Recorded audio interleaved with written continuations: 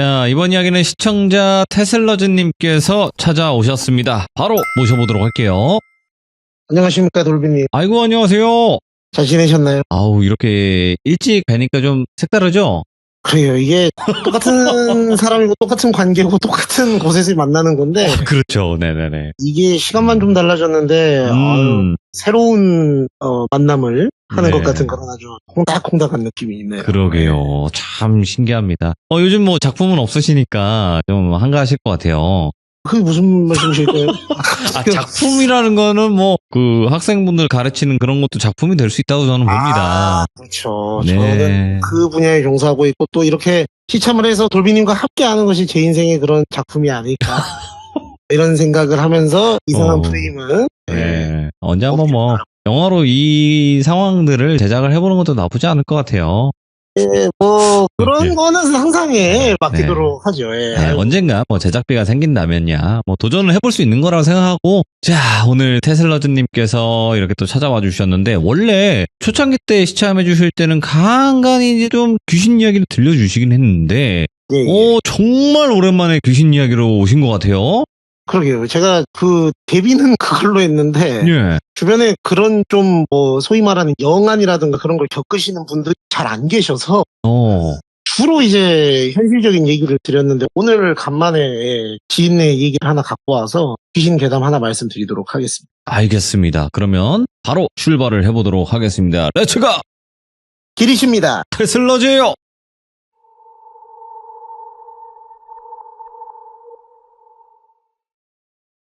이 얘기를 해주신 분은 사실 저랑 굉장히 가까운, 어떻게 보면 제가 가지치기를 해서 낳은 저의 자식 같은 친구입니다. 그러니까 이게 제가 예전에 이 일을 거의 처음 시작했을 때 제가 수업했던 학생인데, 이 친구가 이제 대학교 생활을 하면서 대학생 알바를 약간 과외로 한 거죠. 그러니까 저가 일하는 걸 보고 저랑 같은 과목을 수업을 하고 있는 친구인데, 이 친구가 지금으로부터 대략 한 6년 정도 전에, 오늘 제가 간만에 지역을 좀 밝히는데, 경기도 김포에서 수업을 할 때 있었던 일이라고 합니다. 그래서 김포? 저도 지금도 김포를 자주 수업을 가는데, 듣고 계신 귀중님들 중에 근처에 거주하시는 분들이 계시면 알겠지만 이 지역이 1년 단위로 변화무쌍한 지역이거든요. 그러니까 지금은 조금 덜 할 수 있는데 한참 이제 그 한강 신도시라고 해가지고 신도시 들어서고 막 어디 뭐 서울하고 가까운 쪽에 막 전철 깔리고 막 아파트 한참 올라가고 그런 시기쯤에 있었던 얘기라고 하더라고요. 그래서 말씀을 좀 드려보면 이 친구가 수업을 가는 집이 있었다고 합니다. 그래서 제가 김포의 구체적인 지명까지는 말씀 안 드릴 건데, 그쪽에 이제 수업을 갔더니 본인하고 같은 동양 출신의 가정인 거예요. 들어보니까 가정사도 있고 또 가까워지고 하다 보니까 약간 이 친구가 그 일을 할 때 당시 고등학생 애들하고 몇 살 차이가 안 나잖아요. 대학생이면. 저도 애들한테 그런 선생님 되려고 노력하는데 얘는 더 나이 터울이 적으니까 저 보고 배워서 그런지 좀 형처럼 접근을 한 거예요, 애들한테. 심리적인 그런 벽이나 이런 거 없이 편하게 해줄 수 있는 선생님으로 접근을 했는데, 어느 날 이제 얘 수업을 가는데 얘가 웃으면서 선생님 안녕하세요 하면서 딱 자기를 되게 반갑게 맞더래요. 제가 수업했던 친구가 너 왜 오늘 기분이 좋냐? 하니까 제가 또 기분 좋은 소식이 하나 있지 말입니다. 막 이런 식으로 까불더래요. 그러니까 뭔데 말해봐. 어머님이 아버지랑 그 집에 동생이 하나가 있었대요. 예. 요렇게 셋이서 제주 한 달 살이? 뭐 그런 게 있다고 하더라고요. 있어요. 많이들 간혹 하시더라고요. 저는 그런 것도 처음 들었습니다. 그래서 그런 게 있구나. 제주도가 무슨 프랑스나 외국도 아니고 한 달 살이 이런 게 있구나 했더니 저도 의문이었고, 저한테 수업했던 그 친구 이름을 제가 상철이라고 해볼게요. 상철이? 예. 네, 이 상철이도 이제 의외인 거죠. 너는 안 가? 그거 이제 저는 또 나와서 공부를 해야죠. 약간 누가 봐도 공부 안 할 것 같이 뺀질뺀질한 표정 지으면서 그런 말 하더래요. 이거 남아갖고 딱 보니까 롤이나 뒤지게도 돌리고 튀어 올리려고 작정했구만. 저 공부 진짜 할 거예요, 선생님. 그러니까 공부를 하겠지. 공부를 한 2시간 하고 게임을 한 5시간 하겠지. 그러니까 이제 아니라고는 안 하더래요. 그래서 이제 공부를 하다가 잠깐 쉬는 시간에 또 그 얘기를 꺼내더니 선생님 집 어디라 그랬죠? 이 상철이가 집이 서울 쪽인데 김포에서 가까운 쪽이었어요. 강서구라고 바로 붙어있는 데 있습니다. 그래서 저기 서울 저 김포공항 근처에 산다니까? 그러면 선생님 엄마 내려가 있을 때 저희 집에 종종 와서 약간 자기 룸메이트 마냥 자기 공부도 좀 봐주고 게임도 좀 같이 하고 내 티어도 좀 올려 이건 아니고요 막 이러더래요. 그러니까 속셈이 뻔한데 근데 이 성철이가 생각하기에 내가 얘를 그냥 방치해두는 것보다는 와서 좀이라도 뭐 예를 들어 뭐 일주일에 한두 번이라도 와서 이 집에서 자면서 좀 봐주면 애가 게임 5시간 할 거 한 2시간이라도 적게 할 수 있지 않을까. 뭐 그런 생각을 했대요. 그리고 또 자기도 나쁘지 않았던 게 상철이도 자취를 하고 있었기 때문에 약간 자취생 특유의 적적함도 있고 또 나이 터울이 비슷한 남자애들하고 같이 끈끈한 게 있으니까 그럼 내가 날짜를 정해놓진 않고 김포에서 수업을 하고 집으로 돌아가기 전에 너랑 시간이 맞을 때 한 번씩 와서 이렇게 관리 느낌으로 봐주고 이렇게 하룻밤 같이 자고 뭐 이렇게 하자 거예요. 그러니까 이제 얘는 좋죠. 그럼 저 선생님 오면은 치킨도 하나 시켜 먹고 사이드로 뭐 치즈볼도 시켜 먹고 좀 베껴 먹어도 되겠죠? 막 이런 식으로 농담을 하니까 마음대로 베껴 먹던지 회쳐 먹던지 찜쪄 먹던지 알아서 하라고 해서 둘이서 이제 의기투합을 한 거죠. 그래서 이제 어머님한테 허락도 받았대요. 엄마는 좋아하죠. 엄마 입장에서는 안 그래도 집을 비우고 가는 게 조금 찜찜했는데 선생님이 와갖고 얘랑 같이 그렇게 합숙 훈련 느낌으로 봐준다 하니까 그래서 이제 그렇게 됐답니다. 며칠 왔다 갔다 하면서 왕래를 하는데 한 일주일 좀 넘었을 때일까요? 그러니까 이 집에 한 4번째 정도 갔을 때였대요. 자기 방까진 아닌데 동생이 쓰던 방을 살짝 이렇게 꾸며가지고 자리도 깔아주고 주무실 때 편히 주무시라고 그런 식으로 해주니까 편히 잘 자고 이랬는데 갔더니 원래 자기가 가면은 현관에 나와가지고 마중도 좀 나와주고 선생님 어서 오시라고 하면서 뭐 싹싹하게 굴었대요. 근데 그날 갔더니 애가 안 나오더래요. 이 새끼 몸이 안 좋은가? 이러지? 그래서 이제 비밀번호를 알려줬기 때문에 비밀번호를 누르고 들어갔더니 인기척이 없더래요 집에. 간다고 얘기했고 애가 오시라고 얘기를 했는데 누구야? 하면서 이제 들어간 거죠. 없어요 애가. 뭐야 어디 간 거야? 그래서 이제 전화를 해봤죠. 야 너 어디야? 오늘 8시에 온다니까 어디 갔어? 그러니까 이제 얘가 받긴 받았는데 오 선생님 그러더래요. 왜 그래? 그러니까 지금 저희 집이시죠? 그러니까 그럼 내가 니네 집이지 우리 집이냐? 왜 그러냐고. 그러니까 저 요 앞에 좀 데려와 주시면 안 돼요? 그러더래요. 니네 뭘 데리러 와. 고등학교 2학년씩이나 돼가지고 알아서 가. 왜 그러는데 뭔 일 있어? 하니까 얘가 약간 목소리가 그 염소 마냥 이렇게 살랑살랑 떨리면서 살짝 무서운 느낌으로 진짜 한 번만요 그러더래요. 아무 안 하고. 얘가 이런 진지한 애가 아니에요. 아까부터 말투 보시면 알겠지만. 그러니까 너 어딘데? 저 여기 어디 아파트 앞 뒤쪽에 있는 후문 어디 옆에 무슨 가게 있는 데인데요 하고 얘기를 해준 거예요. 둘이 아는 대로. 그래서 거기 그럼 가만히 있어 하고 이제 뛰어갔죠. 왜냐면 직감적으로 이 친구가 아무 이유 없이 이럴 친구가 아닌데 뭔가가 불길해서 바로 뛰어갔답니다. 저희 24시 아이스크림 가게 같은 곳에 있지 않습니까? 무인 24시. 그 24시 아이스크림 가게 앞에 애가 쭈그리고 앉아가지고 혼자서 덜덜덜 떨고 있더래요. 그때가 계절이 추울 때가 아니었거든요. 그래갖고 이제 가서 야 왜 그래? 하면서 물어보니까 하면서 애가 일어나는데 이렇게 다리에 힘이 풀려갖고 턱 주저앉더래요. 왜 그래 일어나봐 하고 이렇게 흔들면서 잡아 일으키는데 애가 다리에 힘이 없어가지고 후덜덜덜 거리더라는 거예요. 이 새끼 이상하네. 야 너 못 일어나겠어? 그러니까 아니 갈 수 있다고 좀 천천히 일단 여기 좀 나가서 집에 가서 얘기하자고. 그러니까 이제 이상하잖아요. 그래서 부축을 해서 집에 왔어요. 그래서 물어봤대요. 너 대체 거기서 왜 그러고 있었던 거야? 하니까 선생님 그 장산범이라고 아시냐고. 그러니까 이 상철이가 장산범이라는 영화를 봤었대요. 또 장산범 뭐 웹툰으로도 알고 무슨 비디오에서도 본 것 같은데 그 막 부산 어디 뭐 있는 그런 거 막 이런 식으로 얘기를 하니까 내가 아까 집에 걸어오다가 우리 집 뒤편에 산이 하나 있는데 스터디 카페 끝나고 걸어오는 길에 거기서 그거를 본 것 같다고 얘기를 했다는 거예요. 솔직히 저희가 애들이 그걸 어디서 봤다 그러면은 안심반이 하잖아요. 그걸 듣고 막 진짜 하면서 막 이렇게 세상 심각하게 들어주는 어른이 잘 없단 말이죠. 예. 그래서 이제 성철이도 더위를 먹었나? 아니 지금 뭐 그렇게 더울 때도 아닌데 왜 그래? 아니 뭐 네가 오다가 여자친구를 하도 사귀고 싶어갖고 소복 입은 여자를 잘못 봤는갑다 막 웃으면서 그러고 얘가 화를 내더래요. 아니 내가 미쳤다고 거기 쭈그리고 앉아갖고 헛것을 보고 그러고 있겠냐고.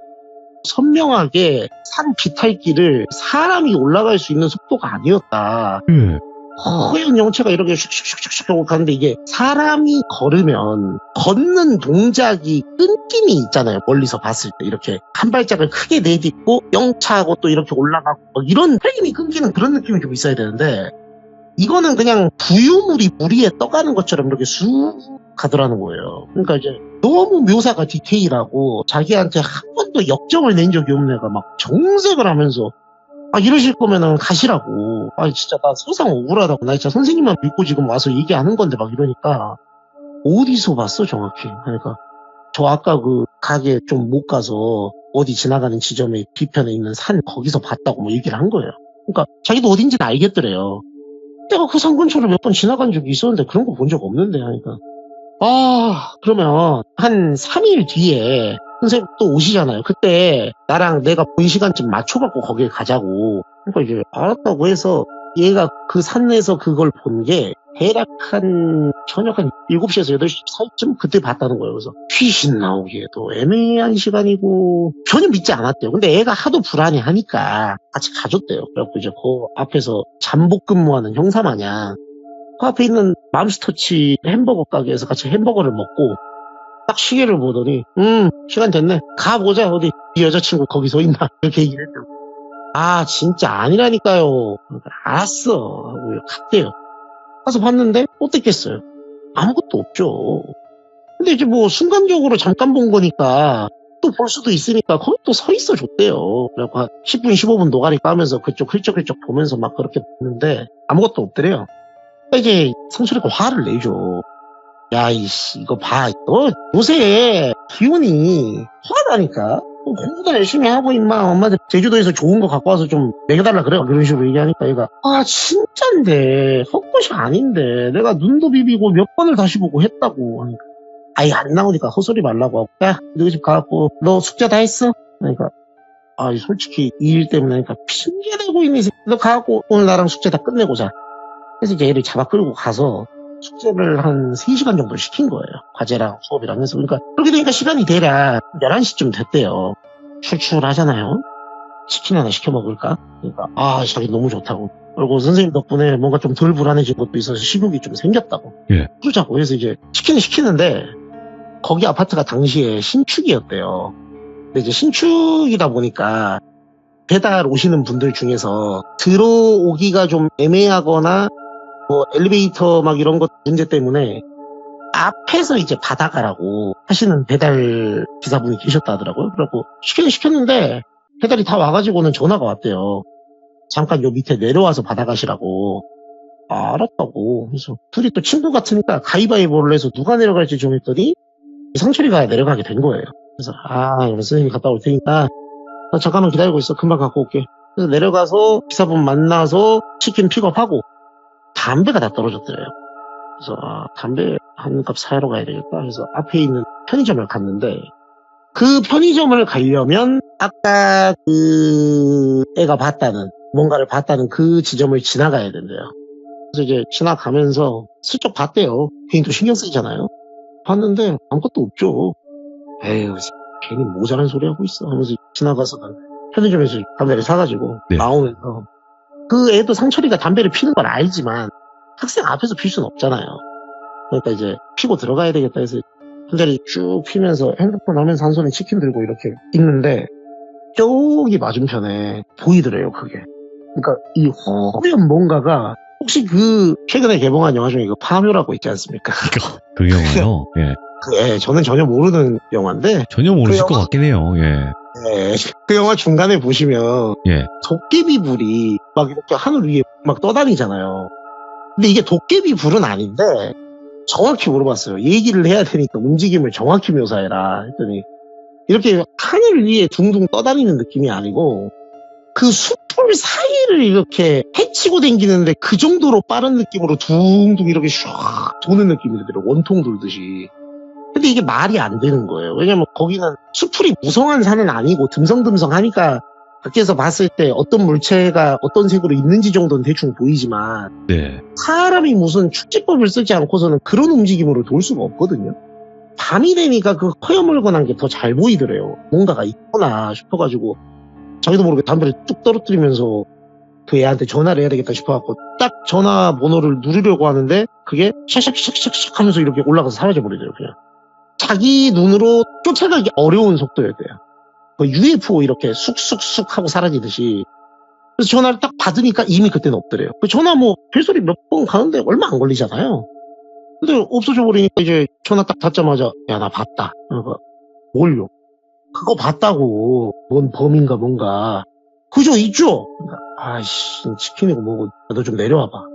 이제 애가 내려온 거예요. 그리고 설명을 했죠 상황을. 아까 저기서 이런 걸 받고 이렇게 돼 있더라 하니까 얘가 아 이거 진짜 이상하다. 근데 문제는 네. 여기서 중요한 건 그냥 그런갑다 하고 넘길 일이에요 이게. 제가 처음에 제 경험담을 말씀드렸을 때 일은 저희 집 사는 곳에서 그런 일이 있었으니까 그랬던 거지. 왜냐면은 이게 직접적으로 주거랑 관련이 없고 네. 그럼 보통 그냥 그런갑다 하고 말잖아요. 근데 이 둘이 성격이 이상해요 제가 봐도. 저 같아도 그냥 그런갑다 하겠는데 치킨을 집에다 놔두고 저거를 어떻게 해야 되겠다 이 생각을 했대요. 그래서 제가 그 얘기를 듣다가 네가 무슨 퇴마사도 아니고 무당도 아니고 뭣도 아닌 게 뭘 어떻게 한다고 그걸 까불었냐 하니까 네. 자기는 얘가 너무 불안해하고 막 어쩔 줄 몰라 하니까 이걸 어떻게 해줘야 되겠다는 생각이었고 그 애는 솔직히 지금 생각해보면 두려움 반 호기심 반이었던 것 같아요. 약간 하지 말라 하면 더 하고 싶은 그런 느낌. 그래서 이제 둘이 치킨은 먹진 않고 집에다 놔두고 내려와서 이제 본인들 나름대로 중장비를 갖춰서 갔대요. 네. 후레쉬, 뭐 라이트 이런 거 들고 다니는 거랑 머리에 쓰는 게 또 하나 있었다 그러더만요. 그리고 그런 거 쓰고 뭐 이제 혹시나 싶어갖고 그 집에 있는 골프채 같은 거 있잖아요. 아버지 쓰시던 거 골프채 2개를 들고 이제 둘이 나란히 그 산에 갔대요. 네. 근데 그 산이 제가 들어보니까 사람이 못 올라가는 산이 아니래요. 야산이 아니고 등산로 같은 게 크게는 아닌데 조금은 놔져 있는 산이래요. 근데 이제 다만 밤 되면은 그런 산들 있잖아. 아파트 옆에 있는데도 한 8시, 9시 넘어가면 껌껌해가지고 아무도 안 다니는 산. 그리고 이제 무섭기는 한데 둘 다 호기심을 갖고 가는 거예요. 아까 본인이 봤던 지점을 대충 어디 지점쯤이라고 생각하고 거기를 걸어가는데 아무 소리도 안 나더래요. 그냥 산 속이고 프레시로 비추면서 가는데 벌레들 좀 있고 뭐 산짐승이 나올 것도 아니고 그냥 지나가면서 야 우리가 너무 과민했나? 뭐 별거 없다 뭐 이런 식으로 지나가는데 대략 저희가 전철역 입구 봤을 때 아 이제 다 왔다 싶을 거리 정도였대요. 이게 어느 정도의 몇 미터 이런 거 묘사는 못하겠고 대략 우리가 어느 지점을 왔을 때 저 정도면 이제 나 다 왔다라고 생각되는 심리적으로 그 정도 거리에 뭔가가 허연 게 가만히 웅크리고 있더래요. 또 이제 야 저거다 야 근데 목소리가 자연스럽게 데시벨이 낮아진대요. 그냥 저거 아니냐 막 이러게 되니까 맞는 것 같다고. 근데 그쪽으로 불을 비출 수가 없대요. 확 하고 튀어나올까봐. 그래갖고 이제 라이트도 땅바닥에 내리고. 근데 너무 웃긴 게 막상 뭘 하겠다고 여기까지 왔잖아요. 근데 그걸 보니까 뭘 못하겠더래요. 그래갖고 걸음도 멈추고 둘이서 무슨 더맨더머 마냥 10분을 가만히 서갖고 대책회의만 하는 거예요. 저걸 어떻게 하지? 가서 이렇게 할까? 근데 그러다가 도망가거나 달려들면 어떻게 별의 소리를 다 하다가 결론은 그냥 상철이가 골프채 들고 가서 한 대 후려보자. 저거 사람 절대 아니니까 뭐 뭔 일 있겠냐 해서 그럼 내가 무슨 일이 있으면 네가 유사시에 커버를 와라. 그래서 뛰어가는데 와 그게 속도가 이렇게 예를 들어 막 하면은 사람 속도가 있잖아요. 근데 저희 예전에 무슨 나는 자연인이다 보면 축지법 쓰시는 아저씨 있어요. 쏙쏙쏙쏙 하면서 막 이렇게 뛰어가시는 아저씨. 그런 느낌 마냥 일반인이 따라갈 수 없는 속도로 지그재그로 이렇게 사라지더래요. 삭삭삭삭 하면서 S자로 사라지는데 예. 이거는 약간 영화 보면은 잔상 남는 느낌 있잖아요. 엄청 빠르면 그런 느낌이니까 이걸 쫓아갈 엄두가 안 난대요. 그냥 이거는 사람이 어떻게 할 수 있는 존재가 아니구나. 그러니까 우리가 너무 절대적인 존재를 앞에서 딱 만나면 어떻게 해봐야 되겠다는 생각이 싹 사라진다고 하잖아요. 호랑이를 마주치면 사람이 자연스럽게 전의를 상실하는 것처럼 저건 내가 어떻게 따라가서 뭘 할 수 있는 게 아니다. 그만해야 되겠다 해서 이제 그냥 조용히 뒤돌아서서 내려와서 애한테 가자고 얘기를 하려고 내려오는데 그렇게 막 뛰어가지도 않았거든요. 그냥 조금 뛰어가다가 포기했으니까. 근데 내려오는데 성철이 시야에 걔가 안 보이는 거예요, 애가. 그래서 응? 야 어디 갔어? 하고 이제 산에 찍잖아요. 예. 산에서 소리는 울리는데 애가 전혀 인기척이 안 느껴지고 아이씨 하고 전화를 해보려고 하는데 산이라서 안 터지더래요 그게. 그래서 아이씨 큰일 어디 간 거야 하고 있는데 하도 인기척이 없으니까 일단은 이게 30분 이상 찾았는데도 안 나오니까 나까지 여기서 길을 잃겠다. 예. 내가 할 수 있는 최선은 일단 내려가서 사람들한테 도움을 요청해야 되겠다 이거를. 그래서 이제 나름대로 등산로 따라가고 내려가야 되겠다 해서 내려갔대요. 저벅저벅 이렇게 산길을 따라서 내려가는데 그게 있대요. 소리가 난 것도 아니고 뭐 대단한 무슨 인기척이 느껴진 것도 아닌데 뒤에 뭔가가 느껴진다는 살짝 그런 느낌이 좀 있었대요. 그래서 예. 이거 그거다. 그 허연 거. 이거 내가 가만히 있으면 당하겠다. 뭔지 모르겠지만 이 산속에 지금 누가 있겠어요. 혹시나 해가지고 네. 누구니? 라고 그 애 이름을 불렀다는 거예요. 근데 그러면 대답을 할 거 아니에요. 근데 아무 대답도 없더래요. 그래서 공중에 휘두르든 뭐 허공에 휘두르든 누가 맞고 뭐가 어떻게 되든 그냥 뒤돌아서 하고 골프채로 확 하고 그냥 휘둘렀다는 거예요. 그리고 탁 때렸는데 뭐가 맞는 소리가 나면 안 되잖아요. 사람이 아니면은. 근데 이렇게 턱 하고 맞는 소리가 나더라고요. 뭐야 하고 딱 봤더니 상철이가 수업하는 걔가 거기 서 있다가 골프채에 머리를 맞은 거예요.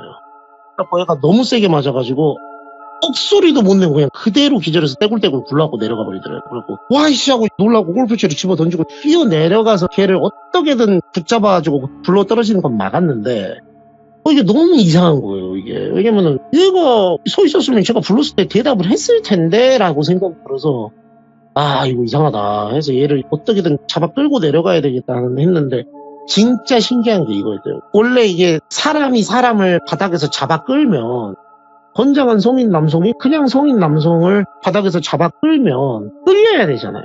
네. 여기 무슨 뭐 앞정으로 누가 고정해 놓은 것도 아니고. 근데 이게 아예 안 움직이더래요. 끄는데 이게 끌리질 않더래요. 그래서 내가 지금 하도 이상한 일을 당해서 이게 지금 기운이 없나? 빨렸나? 그래서 이제 라이트고 나발이고 다 내려놓고 엉거주춤하게 다리를 벌리고 앉아서 힘을 이빨 이렇게 세게 줄 때 다리를 이렇게 쫙 벌리고 힘을 준 다음에 두 손으로 쭉 잡아당기잖아요. 그런 포즈로 온 힘을 줘서 이렇게 잡아당겼는데도 이게 아예 미동이 없더래요.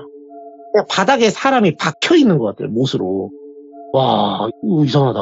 이게 경사가 막 그렇게 있는데도 아닌데 왜 이러지? 하는데 이렇게 잡아 끌려고 마지막으로 시도를 했더니 뭐가 자기 손등 위를 쓱 훑는 느낌이 나더래요. 빠이씨 하면서 이렇게 빼면서 소름 돋는 느낌. 이 상철이 표현으로는 저희 아기 때 그런 경험이 전혀 없을 때 처음으로 거미줄에 살이 닿았을 때 느낌 있잖아요. 약간 그 기분 나쁘고 찝찝한데 뭔가 분명 닿았고 더러운 느낌. 그러니까 굳이 묘사를 하자면 그런 느낌에 가까운 뭔가가 이렇게 자기를 이렇게 쓱 훑고 가는 느낌이 나더라고요. 그래서 너무 놀랐고 욕을 하면서 뭐야? 하는데 당연히 뭐 없죠. 그래서 이거를 계속 잡아 끄는데 안 끌리니까 안 되겠다. 내려가서 사람을 데리고 오든가 누구를 도움을 요청해야 되겠다 해서 골프채 들고 내려가려고 하는데 쭉 내려가는 길 앞에 그 허연 게 또 있더라는 거예요. 이제 화가 난대요. 그쯤 되면. 무섭고 뭐고 간에 저 새끼가 장난친다고 생각이 드니까 얘가 이제 유혹을 하면서 막 따라갔대요. 너희 개새끼야 너 거기 딱 기다리라고 하면서 대가리를 깨버리냐 어쩌든 쫓아가면서 욕을 하는데 얼마 안 걸린대요. 한 5초 안 돼서 또 움직임을 삭삭삭 하는 걸 보면 안 된다. 이거는 내가 안 된다 하고 그냥 화고 뭐고 간에 지금 놀림당하고 있구나 이거. 내려가 빨리 사람을 찾아야 되겠다 해서 내려가는데 한참을 내려갔대요. 이제 아까 그 24시 아이스크림 가게랑 문방구인데 나왔는데 거기 갔는데 이제 문방구는 닫았고 24시 가게는 무인 가게니까 사람이 없잖아요. 어떻게 해야 되지 하는데 지금 저기 누워있는 애 어떻게 될지 모르잖아요 지금. 그러니까 너무 다급해서 24시 아이스크림 가게 그 관리자 번호가 거기 써져 있잖아요. 유사시에 여기로 전화 주세요 이런 게 써져 있단 말이에요. 거기다가 전화를 한 거예요. 그러니까 이제 사장님 봤더니 무슨 일이냐 하니까 사장님 나 좀 도와달라고 하니까 그게 무슨 말씀이시냐 하니까 내가 여기 앞에 우리 애가 하나 있는데 애가 죽을 것 같다고 나 좀 와서 도와달라고 하니까 아니 그게 뭔 말이냐 차분히 설명을 해봐라 빨리 시간이 없다고 어디 사시냐고 하니까 그 옆에 오피스텔에 사시더래요. 제발 좀 빨리 사람 한 명 살린다 생각하고 한 번만 와달라고 내가 거짓말한 거면 나 와서 죽여 패도 된다고 해서 사장님이 기다려보라고 다행히 좋으신 분이었대요. 네. 잠옷바람으로 뛰어나오셔서는 나랑 같이 애 좀 찾으러 가자고 해서 이제 긴 설명 필요 없이 얼른 가자고 해서 갔더니 아까 애가 대자로 이렇게 뻗어 있었거든요. 예. 그리고 안 움직였잖아요. 끌리고 막 이렇게 해도. 근데 걔가 거기 없더래요. 그 자리에 갔는데. 네. 근데 이게 헷갈릴 수가 없는 게 그 자리에다가 자기가 갖고 갔던 그 애 거 랜턴하고 소지품 몇 개를 표시를 하려고 거기다가 놔두고 좀 큰 나무까지 부러진 거를 걷다가 말뚝처럼 꽂아놨었대요. 자기가 위치가 헷갈릴까봐. 그래갖고 갔는데 말뚝이 박혀있고 다 있는데 걔만 거기 없는 거예요. 이상하잖아요. 사람 어디 있냐고. 그랬더니 사장님 나 진짜 오해하시면 안 된다고. 여기 내가 지금 이거 보라고. 말뚝 이거 내가 박아놓은 거라고. 여기 애 있었다고. 여기 보니까 누워있던 자국도 있더래요. 여기 있지 않냐고. 그러니까 딱 봐도 이 상철이가 거짓말하는 것 같진 않잖아요. 그럼 나랑 같이 찾아보자고 해서 온 산을 뒤지고 다녔는데 안 나왔대요. 아 이게 우리 둘이서 할 문제가 아닌 것 같다. 그래서 이제 가까운 지구대에 가서 실종신고를 하든 이거를 도와달라고 얘기를 하자 해서 알았다고 해서 산에서 막 내려오는데 내려왔더니 그 아이스크림 가게 앞에 그 애가 아까 산 위에서 봤던 그 포즈 있죠. 대자로 뻗어있는 네. 포즈. 그 상태 그대로 뻗어있더라는 거예요. 무슨 텔레포트 돼서 온 사람 마냥 엄청 놀라잖아요. 그래갖고 야 해서 이렇게 막 땀을 치면서 일어나봐 해서 막 때리고 깨우고 했더니 하면서 이렇게 깨더라고요. 너 뭐야 너 왜 여기 이러고 있어? 너 아까 저기 위에 있었잖아. 그러니까 얘는 기억이 없죠. 난 선생님 아까 산 위에 가서 그거 따라간다고 했을 때부터 기억이 없다고. 여기 네가 어떻게 왔는지도 몰라? 하는데 전혀 모른대요. 일단은 사장님한테 감사하다고 하고 막 다치고 이런 데가 좀 있어가지고 병원에 병원 가서 수액을 하나 맞든 어쩌든 처치할 거 있으면 하고 하자 해서 이제 그때가 밤 늦었으니까 응급실을 갔대요. 그래서 가서 이제 수액 하나 맞춰놓고 병원 가지고는 무슨 뭐에 홀려가지고 이렇게 돼서 뭐 이런 설명 의미가 없으니까 그냥 애가 조금 귀가 허해서 지금 막 쓰러질 것 같고 힘드니까 보시라고 해서 지금 산에서 굴렀네 어쩌든 적당히 둘러대서 그냥 수액 하나 놔달라 했대요. 그래서 이제 맞으면서 얘기를 쭉 했대요. 너 그러면은 언제부터 기억이 없는 거야? 그러니까 아까 그때부터 없었다. 진짜 미안하다. 너 지금 머리 이렇게 깨진 거 다행히 머리를 정통으로 맞은 게 아니고 이 목뼈 있는데 뒤쪽을 맞아가지고 목뼈가 뭐 부러지거나 이런 게 아니고 타박상 정도를 입었대요. 그러니까 정확하게 골프채 그 샷 맞는 부분에 맞은 게 아니고 막대기 부분에 맞아갖고 그나마 좀 덜 다친 거예요, 그게. 그러니까 이제 애가 뭐 어디 터지고 찢어지고 막 깨지고 이러진 않았는데 좀 찰과상 비슷하게 입은 거죠, 이게 염좌 비슷하게. 그러니까 내가 널 때린 건 미안하다. 근데 나 이해가 안 가는 게 너가 내 뒤에 서 있었는데 내가 이상한 인기척이 나서 그렇게 한 건데 내가 너 불렀을 때 대답이 없었다. 왜 그런 거냐.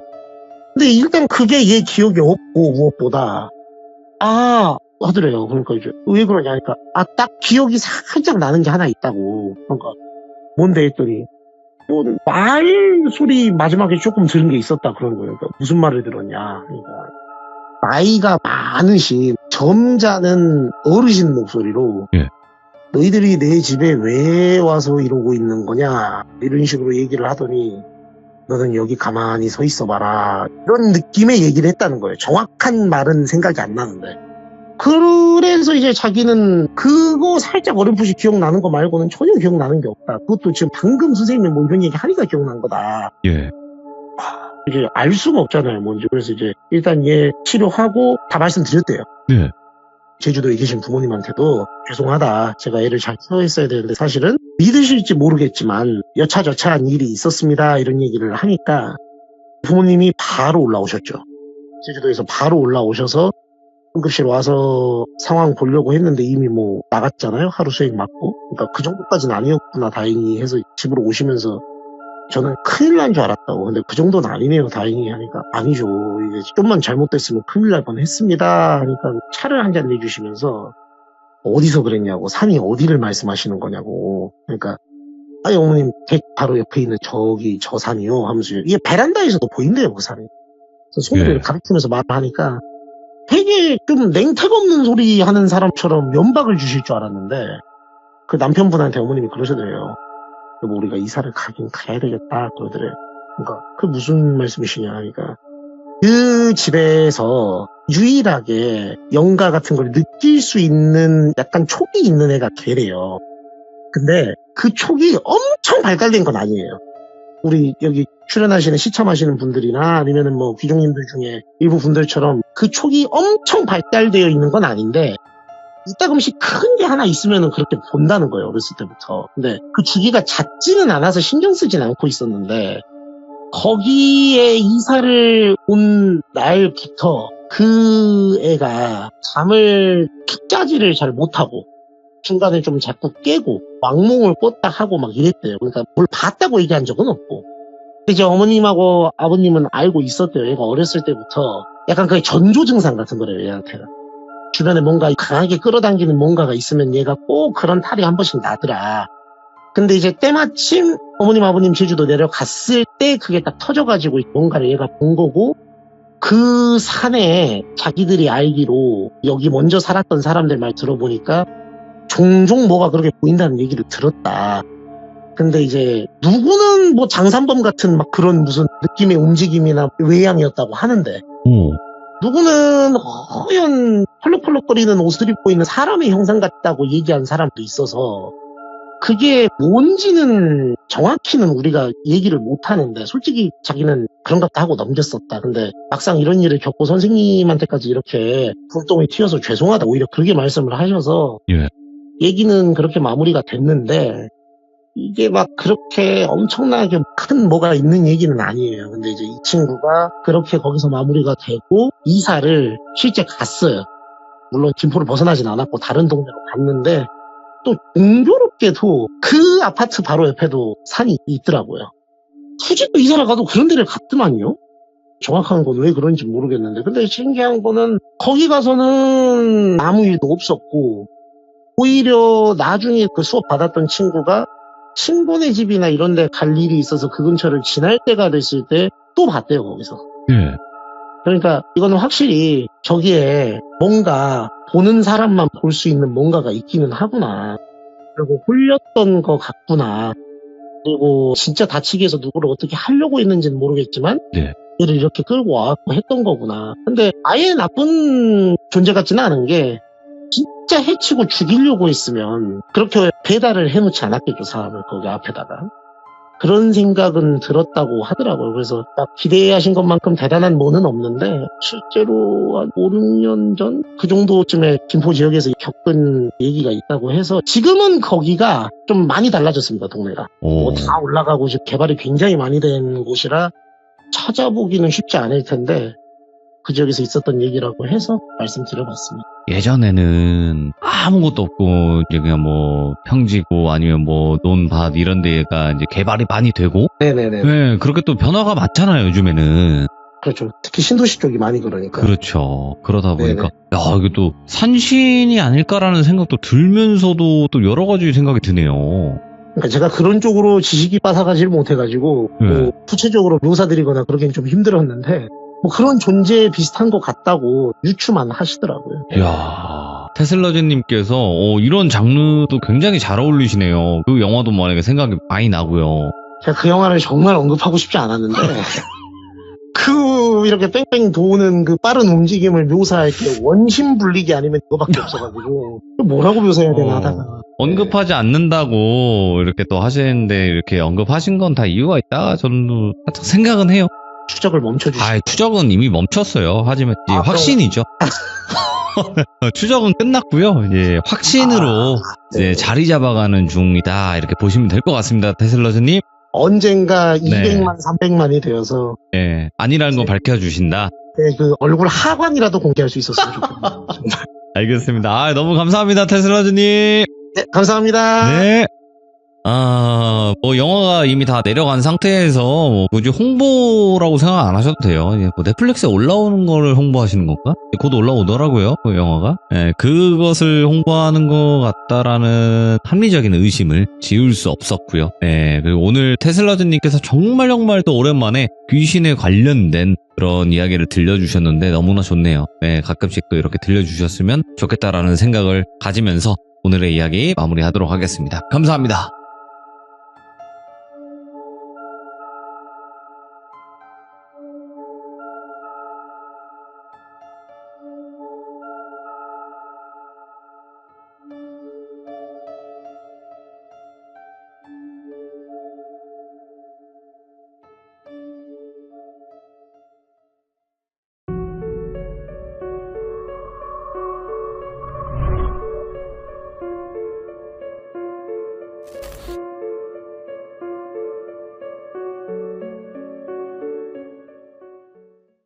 자, 이번 이야기는 시청자 소울텔러님께서 오늘 처음으로 참여를 해주십니다. 굉장히 또 긴장하시면서 시들 뭐 참여를 해주시는 것 같은데 오늘 해주실 이야기는 어떤 이야기일지 같이 한번 들어보도록 할게요.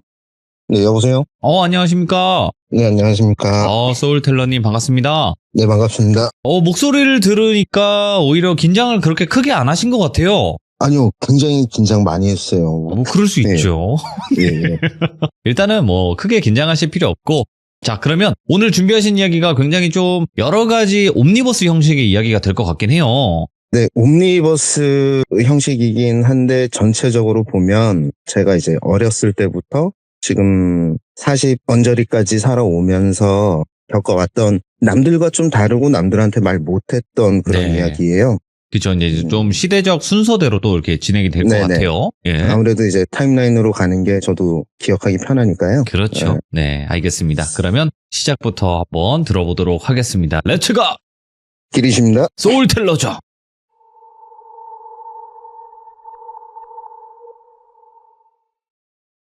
네, 일단 이야기 앞서서 말씀을 드릴게요. 지금부터 드리는 얘기는 제 개인적이고 주관적이고 과학적 근거가 없는 그런 이야기니까요. 반박하실 분들은 무조건 그분들 말씀이 맞고요. 이제 시작을 해보겠습니다. 제가 지금은 약간 선택적 조건부 영안이라고 해야 될까요? 지금 약간 뭐 느끼고 그런 게 좀 있어요. 오호, 예. 근데 이제 그게 시작된 게 좀 어릴 때부터인데 태어날 때 그런 분들 좀 많으실 거예요. 어머니 뱃속에서 거꾸로 섰다 그러죠? 다리부터 나오는 출산 시. 위험한 상황인데. 예. 그래서 어머니가 힘들게 저를 낳으셨는데 제가 이제 숨이 멎은 채로 태어난 거죠. 다행히 탯줄이 목에 감기거나 하진 않아서 그때 간호사님들이 처치를 해주셔서 얼굴이 새파랗게 변해 저산소증이 왔을 때 숨이 튀었어요. 그렇게 한번 죽을 고비를 넘기고 좀 우여곡절이 많았어요. 근데 굉장히 뭐 크게 잘못된다 이런 건 아니고요. 저희 부모님이 이제 저를 가지고 결혼을 하셔서 네. 결혼식을 제 도를 지나고 하셨어요. 그리고 이제 그때 제가 있는 곳은 강원도 속초라는 곳이 거기에서 결혼식을 하고 촬영을 하시는데 저를 저희 고모가 안고 계셨거든요. 근데 제가 없어진 거예요. 고모가 한눈 판 사이에. 예. 이제 제가 들은 얘기예요, 이거는. 그래서 이제 모두 난리가 나셨죠. 찾느라고 난리가 났는데 그 프론트에 계시던 분이 저를 기억하셨던 거예요. 아기를. 그런데 어떤 아주머니가 데리고 갔다. 그래서 막 그 아주머니의 입실 기록을 찾아서 경찰들이 와서 저를 찾았어요. 근데 그 아주머니는 아이가 너무 예뻐서 길을 잃고 부모가 없는 것 같길래 자기가 데려와서 키우려고 했다. 말이 안 되잖아요. 1살짜리가 어떻게 혼자 길을 잃고 헤매요. 그런 일이 있었고 예. 다시 찾아와서 저는 이제 부모님 밑에서 무사히 자랐죠. 3살까지 네네. 자랐어요. 3살 때. 저희 집이 이제 지형적 설명을 좀 드려야 되는데 바닷가에서 설악산 들어가는 가운데에 있는 마을이에요. 네, 그리고 저희 큰 집이 그중에 가장 높은 곳에 있는 집이고요. 그리고 인터넷에 찾아보시면 알겠지만 북방식 한옥이라는 게 있어요. 오. 이제 본체가 있고 본체 오른쪽에 부엌이 있고 아궁이 떼는 부엌, 그리고 그 옆에 소를 키우는 외양간이 같이 붙어있는 구조예요. 예. 그 마당이 있고 거기서 이제 3살쯤에 저희 부모님은 두 분 다 일을 하시니까 할머니가 저를 이제 돌봐주고 마당에서 놀고 마을 어른들이랑 같이 콩깍지 같은 걸 까고 계셨대요. 그런데 가을이었는데 마른 하늘에 번개가 치고 천둥이 치기 시작하는 거죠. 예? 그래서 제가 갑자기 마당에 놀다가 할머니한테 뛰어가더니 3살짜리가 할머니 치마를 파고들었대요. 그래서 동네 아줌마들이 왜 그래? 놀라서 물어봤더니 3살짜리가 너무나 또박또박 낮은 목소리로 저거 나 잡으러 오는 거야. 저거 나 잡으러 와서 나 숨어야 돼. 예. 그러니까 할머니는 그냥 내가 큰 소리 들으니까 무서워서 그런 줄 알았는데 아이고 무서워. 어른들은 이제 놀려주느라고 거기서 안에서 오돌오돌 떨면서 내가 지은 죄가 많아서 숨어야 돼. 이거는 그 당시 마을 어른들은 항상 저를 보면 하셨던 얘기였어요. 예. 근데 이때부터 시작이 된 거예요, 제가 그런 사람들 있죠. 뭔가 굉장히 애매한 사람들. 어떤 일을 해도 탑은 안 되고 바닥도 아닌데 중간쯤 사는 사람들. 그런 인생을 살기 시작해요. 이제 초등학교 때 피아노 학원을 갔는데 원장 선생님께서는 굉장히 재능이 뛰어나고 음악적으로 크게 입시도 가능할 정도라고 판단을 하셨는데 보통 아실 거예요. 이제 체른이 100을 떼고 30으로 넘어가는데 그때부터 넘어가질 못해요. 거기까지는 누구보다 빠르게 가는데 그런 식이었어요. 이제 어릴 때 그런 얘기를 하고 제가 돌비님한테 보내드린 얘기 중에 종교를 무서워했다는 얘기가 있어요. 맞아요. 그때가 6살에서 한 초등학교 3학년 정도의 얘기인데 제 동생이 저랑 1년 차이가 나는데 장애가 조금 있게 태어났어요. 그래서 부모님이 엄청 신경을 많이 쓰시고 저는 약간 소외되는, 근데 여기서도 보면 저는 주목을 받지 않아요. 한쪽으로 미뤄져 있으니까. 그래서 어머니가 이제 병원도 다니고 동생이 강원도 속초에서 서울대학병원으로 왔다 갔다 진료도 다니고 엄청 고생을 많이 하셨는데 너무 힘드시다 보니까 주변에 있는 아주머니분들께서 종교를 권유를 하세요. 그래서 어느 날 제가 이제 유치원을 갔다 집에 왔더니 방마다 십자가가 걸려 있어요. 그때 당시에 아이 방이라고 특별히 분홍색 야광 십자가를 예. 그거를 이제 걸어 놓으셨더라고요. 그런데 예. 저는 그날부터 잠을 잘 수 없어요. 왜요? 십자가 쪽을 바라보질 못해요. 그 어릴 때 기억이 많이 없는 편인데도 예. 그 공포심이 너무 심해요. 그리고 이 야광을 제가 항상 수건으로 덮어놓거나 아니면 그 방에 안 들어가려고 해도 집에 모든 방에 붙어 있는데 그래서 거실에서 이불을 뒤집어 쓰고 항상 있었어요. 그래서 엄마가 왜 그러냐고 하셔. 나 이게 무섭다 너무 치우자는데 그때 당시 종교에 처음 가셨기 때문에 기도를 해야 된대요. 이제 어머니가 아버지는 또 종교를 안 좋아하셔서 안 계실 때 찬송가 그걸 틀어놓으셨어요. 그럼 저는 집 밖으로 나가요. 그리고 집 앞에 있는 숲으로 들어가서 숨어 있어요. 항상 숨어 있다가 해가 떨어질 때쯤이면 집으로 돌아와요. 근데 그것도 이유가 있는 게 그때부터 저는 사람이 아닌 것들을 좀 느꼈어요. 이제 숲에 들어가면 나뭇가지 위에 동그란 물체들이 둥둥 떠 있다거나 숲속에서 걸으면 뒤에서 따라오는 발소리가 들린다거나 그렇게 많이 공포에 시달리는 어린 시절을 보내게 돼요. 그중에 가장 무서웠던 것 중에 하나는 시들무에서도 많이 나왔던 얘기인데 미신에 관한 얘기 중에 그 책상, 의자 빼지 말라고, 빼놓지 말라고. 빼지 말라고 있잖아요. 예. 근데 제가 책상에 앉아서 공부를 하면 어깨가 너무 아파요. 어깨가 너무 아프고 정말 그 어린아이가 겪어본 고통이 뭐 많이 없을 거 아니에요, 사실은. 어깨가 아프면서 두통이 심하게 와요. 처음엔 그게 어떤 이유인지 몰랐는데 학교를 갔는데 그 친구 애들이 어디서 괴담 같은 걸 많이 듣고 오잖아요. 그중에 좀 어릴 때부터 어머니가 무속인이셔서 그런 얘기를 잘하는 친구가 하나 있었어요. 그래서 나 어깨가 너무 아파. 맨날 책상에 앉아있으면 집에서 그래서 공부를 못해. 바닥에 엎드려서 해야 돼. 그랬더니 그거 위에 귀신이 밟고 있는 거야 그러더라고요. 근데 그게 저를 놀리려고 하는 얘기인 줄 알고 그때는 싸웠어요. 그리고 어느 날 이제 책상의 의자를 빼놓고 제가 잠이 들었는데 자다가 눈을 떠보니까 형체가 어렴풋하게 보이는 거예요. 예. 제 방 천장에서 목을 메고 있는 듯한 여자의 형체가 발버둥을 치는 그런 형상이 있었고 이게 진짜구나. 어린 마음에 그냥 친구들한테 얘기할 거리가 생겼구나 하고 그냥 다시 잠들었어요. 그 이후에는 또 다시 보진 못했어요. 제가 발견하고 나서. 그렇게 그냥 어린 시절을 굉장히 그런 거에 많이 시달렸어요, 사실은. 저희 집 옆에 우물도 있고 150년 이상 된 밤나무도 있고 누가 봐도 여기는 사람이 살 터가 아니다. 그런 거는 이제 나중에 자세한 얘기가 나올 건데 대략. 그리고 이제 이렇게 막 시달리면서 중학생이 됩니다. 그때 제가 굉장히 소심해져 있어요, 사람이. 이렇게 시달리다 보니까 많이 소심해져 있는데 학교에서도 친구들이랑 잘 어울리지 못하고 한 2명 정도랑만 어울렸어요. 그러고 이제 학교가 끝나면 보통 애들은 모여서 농구를 하거나 축구를 하거나 놀잖아요. 그때는 지금처럼 강제로 뭐 저녁 때까지 공부를 시키던 시기가 아니라서. 그래서 저는 그 시립 도서관에를 자주 갔어요. 공부를 하고 싶어서 간 건 아니고 그냥 제가 너무 공포스러운 거에 대한 면역이 없으니까 그게 왜인지가 궁금하더라고요.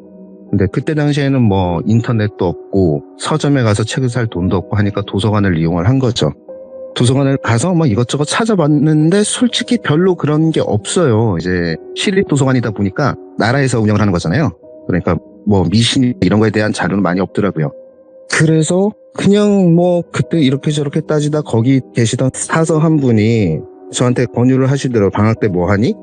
그래서 별거 없는데요 했더니 그러면 넌 어차피 학교에서 봉사활동 점수도 필요한데 책 좋아하는 것 같으니까 여기 와서 봉사활동 하지 않을래? 라고 물어보시는 거예요.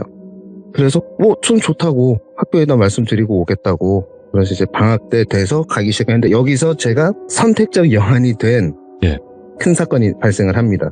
뭐 중학생한테 거기서 뭐 큰 일을 맡기는 건 아니잖아요. 솔직히 봉사활동은 뭐 청소나 책 정리 정도를 시키는데 이제 그때 당시 전산화를 시작하던 때라서 그거를 맡겼어요. 저랑 같이 갔던 친구하고 저한테 기존에 이제 오래된 장서들을 컴퓨터에 제목하고 일련 번호하고 입력을 해서 데이터베이스화를 시킨 거를 단순 반복 작업이니까 그거를 시키시더라고요. 근데 거기서 제가 책을 한 권을 발견을 합니다. 제목은 기억이 나요. 그냥 너무나 심플하게 기라는 책이에요. 기라는 책이고 70년대 중반에 발행이 된 책이에요. 예. 그래서 좀 흥미가 가잖아요, 솔직히. 왜냐면 중학교 2학년 때면 누구나 마음속에 흑염룡 한 마리씩은 키우던 때니까. 예. 있죠. 예. 강력하죠. 예, 있죠. 강력하죠. 그거는 불치병이거든요. 그래서 사서님한테 이거 제가 빌려가서 봐도 되냐고 해서 그 책을 빌려와서 보기 시작합니다. 근데 그 책이 저자나 뭐 이런 것도 기억이 없는데 굉장히 지금 생각해보면 희한한 책이에요. 기라는 거를 지금은 생각하면 유사과학인데 뭐 외국의 무슨 논문의 어떤 에너지 뭐 한국의 무속신앙에서 얘기하는 기, 동양에서 얘기하는 기가 짬뽕으로 다 들어있는 책이에요.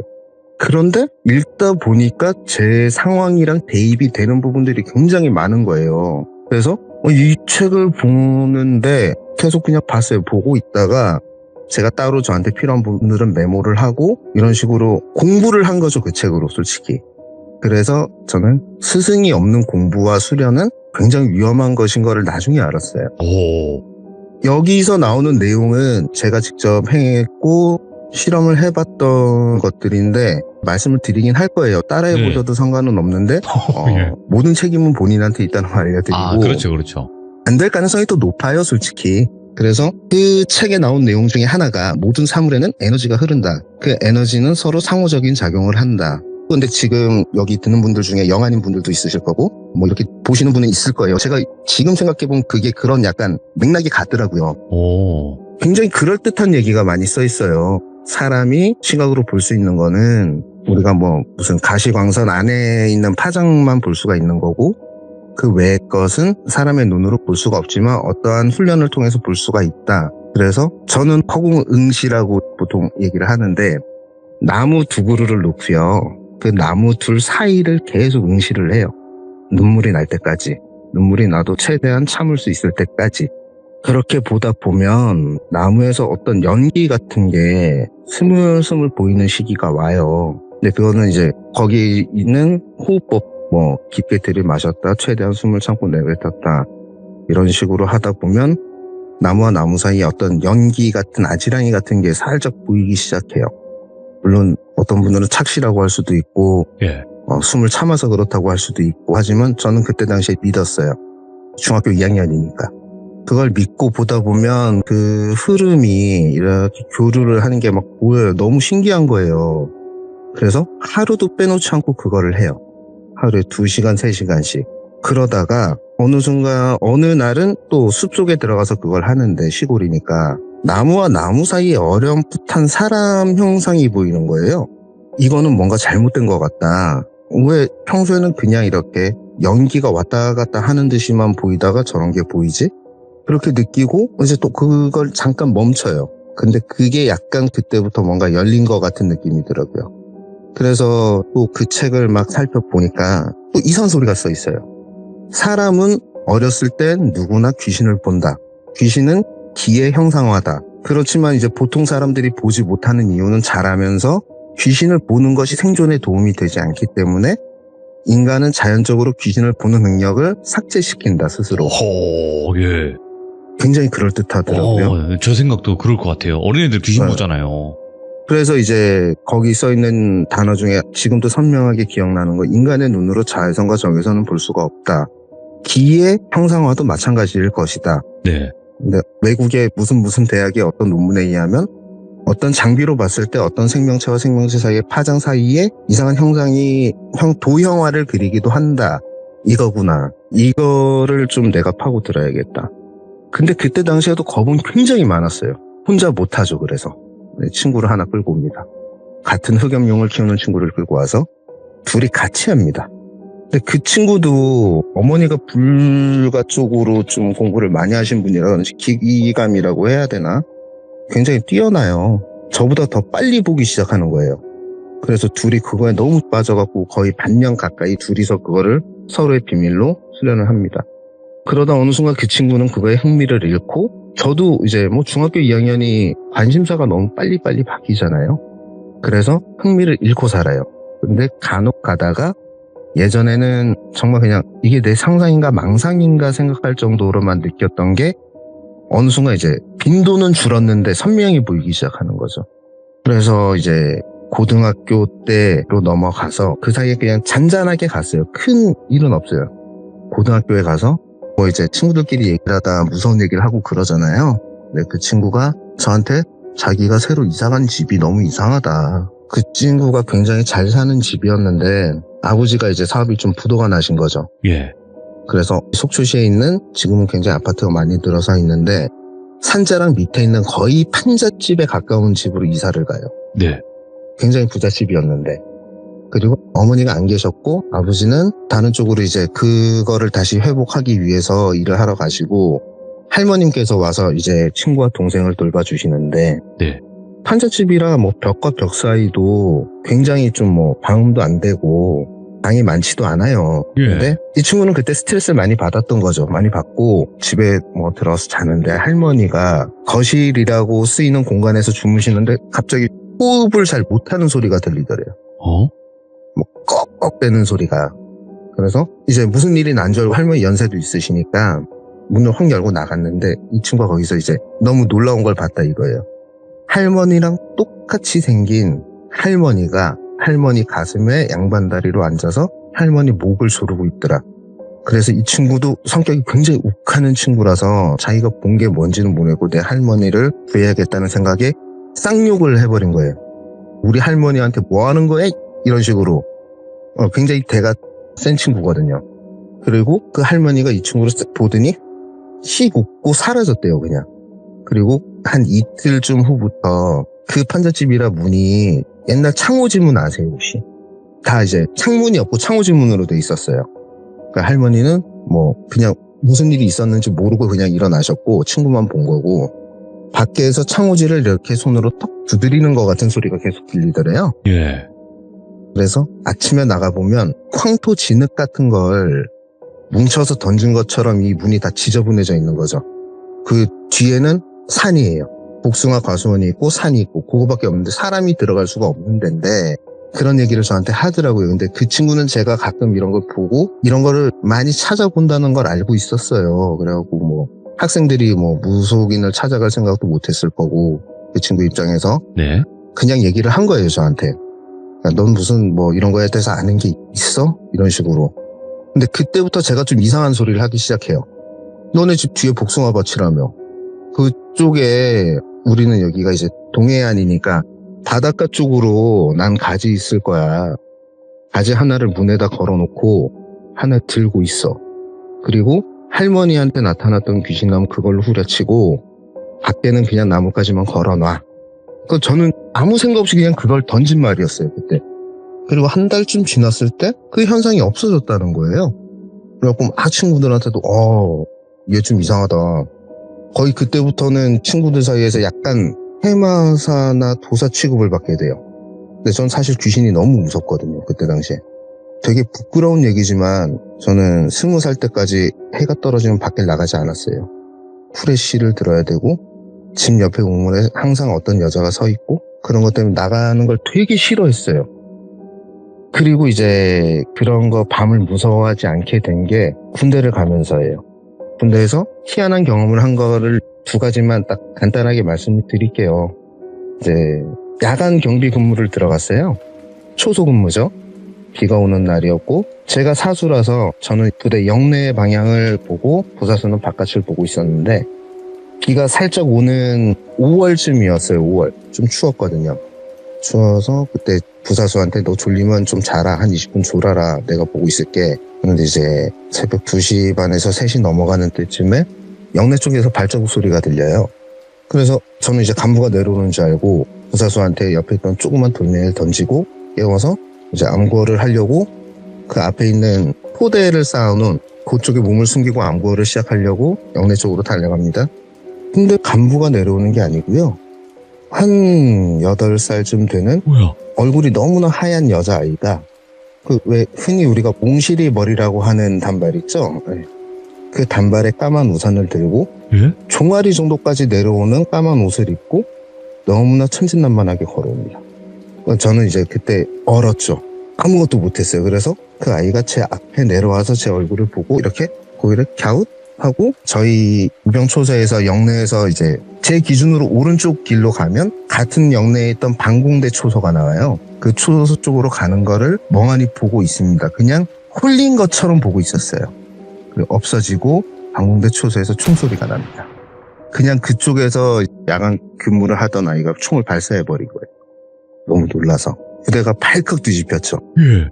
뭐 이제 5분 대기조 튀어나오고 막 경강들 울리고 아무것도 없었어요. 이제 영내 CCTV로 봤을 때 그냥 그 친구는 자기가 왜 쐈는지도 모르고 그냥 손가락에 힘이 들어갔다. 근데 이제 뭐 그쪽은 난리가 났죠. 그쪽 방공대 경계조는 야 너네 안전장치 안 했냐, 사수 뭐 했냐, 관리 안 했냐, 왜 공포탄 아니고 실탄 들어가 있냐, 난리가 났어요. 거기는 뭐 영창도 가고 간부도 징계 줄줄이 받고.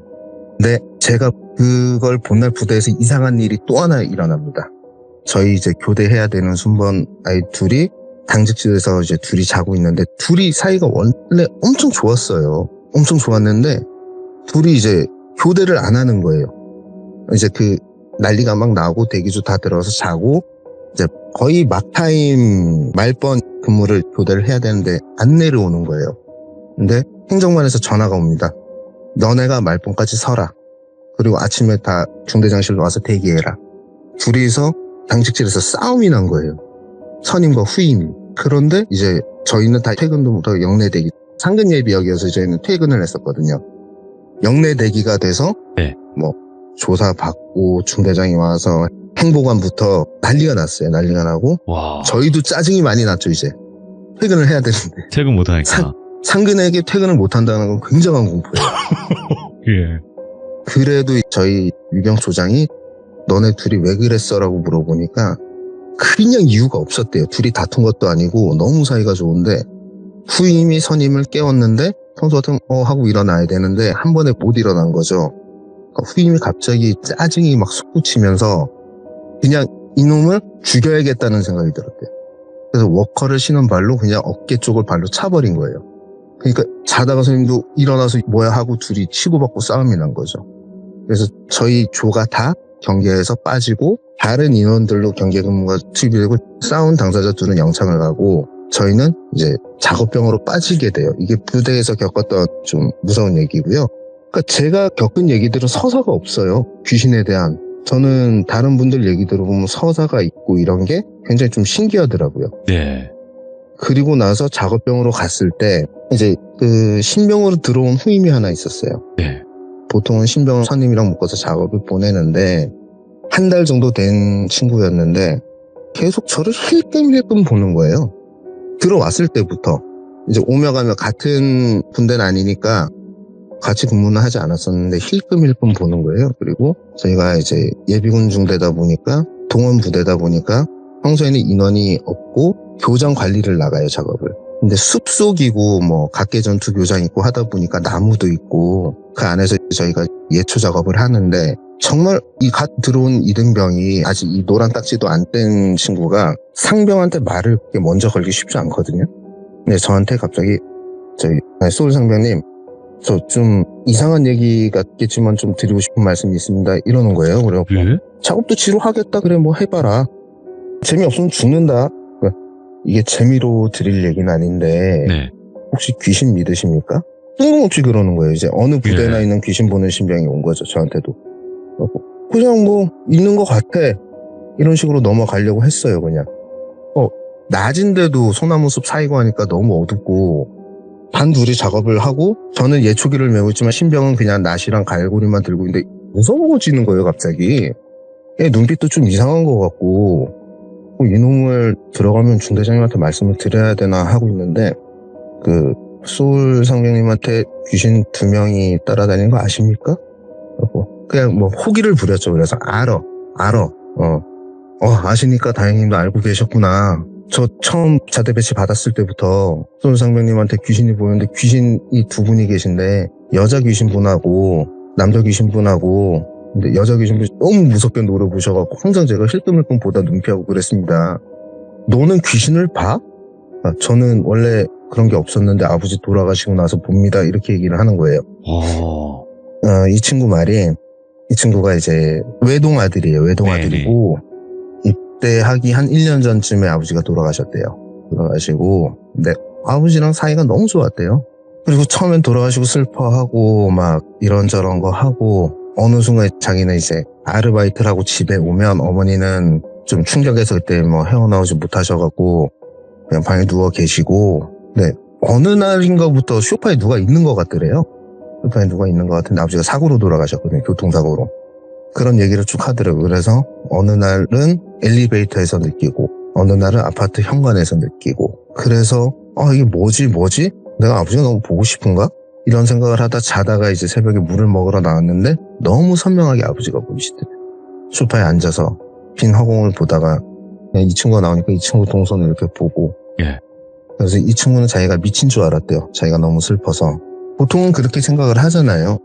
그런 걸 보던 사람도 아니고. 그래서 혹시나 해서 자기가 너무 이제 슬퍼서 환상을 보는가 해서 그냥 말을 걸었대요. 아버지한테. 아버지 왜 거기 계세요? 걱정돼서 그래요? 아버지가 대답을 하시더래요. 그때부터. 이제야 내가 보이니? 이제야 내가 보여. 그냥 대화를 했대요. 그래서. 보여요. 보이는데 이게 진짜인지는 모르겠는데 지금은 보여요. 아버지. 근데 왜 거기 계세요? 보고 싶었어요. 라고 얘기를 하니까 아버지가 네 엄마 좀 챙겨. 너만 그러지 말고. 그래서 내가 지금 계속 여기 있다. 이 친구가 그냥 알겠습니다. 아버지. 제가 챙길게요. 죄송합니다. 그동안 신경 못 썼습니다. 챙길게요. 그 얘기를 하고 나서 사라질 줄 알았대요. 이 친구는. 늘 계신대요. 지금도 계셨대요. 그때 당시에도. 그때부터 이제 아버지가 항상 보이는 채로 산 거죠. 이 친구는. 근데 그 아버지 말고 다른 귀신은 안 봤는데 이제 저한테 본 거예요. 그리고 그 친구가 하는 얘기가 여자 귀신은 소울 상병님하고 얼굴이 너무 닮았다. 그리고 남자 귀신분은 그 친구는 무속인도 뭐도 아니에요. 그래서 용어나 이런 게 그냥 귀신이라고 해요. 할아버지 분이신데 이렇게 옛날 한복 같은 이제 도포 같은 거를 입고 계신다. 근데 여자 귀신분은 소울 상병님 몸에 들어가고 싶어서 살짝 걸쳐 있는 상태고 할아버지가 그걸 뜯어 말리고 있다. 이때 그 얘기를 듣고 너무 무서워서 야 이제 그런 얘기 그만하고 작업 마무리하고 가자. 뭐 그런 거 보는 게 뭐 힘들거나 이러면 상담 같은 거는 너네 분대장한테 얘기해서 중대장님 상담을 받을 수 있게 해보고 내가 보기엔 넌 제정신 아니야. 네가 힘들어서 그런 것 같아. 그러니까 뭐 그렇게 생각하셔도 어쩔 수 없습니다. 제가 보이는 거 이거 할아버지가 소울병장님한테 말씀을 드려야 된다고 해서 제가 말씀드리는 겁니다. 앞으로는 다시 안 하겠습니다.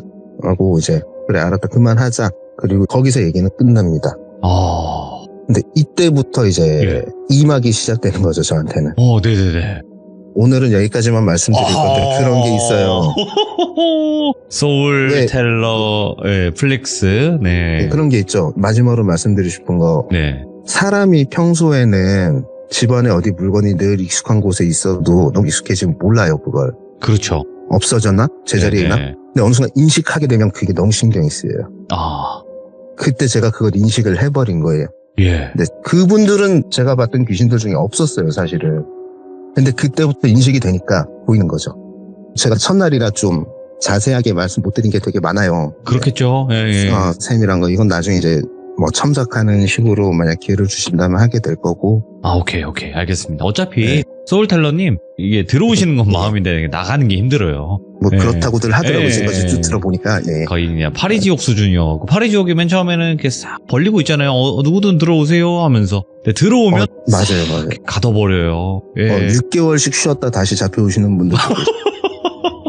어차피 해주실 이야기는 많잖아요. 텔러님. 네, 조금 있죠. 그래서 제가 닉네임을 텔러라고 정했습니다. 아유, 너무 잘 해주셨고요. 오늘 영혼의 이야기. 어찌 보면 시들물선 흔하게 나온 이야기들일 수 있지만 이거는 그쵸, 소울텔러님의 경험이니까 너무나 또 잘 이야기를 들려주신 것 같고요. 그리고 아까 초반쯤에 말씀해 주셨던 어린아이들은 귀신을 본다. 하지만 점점 그거를 선택해서 이게 닿는 느낌이다라고 해주시긴 했잖아요. 근데 네, 공감이 맞아요. 되는 게 애기들은 아무도 없는 곳에 그 진짜 어릴 때 있잖아요. 네네. 몇 개월 막 이렇게 됐을 때 아무도 없는 곳 보면서 웃거나 인사할 때가 있어요.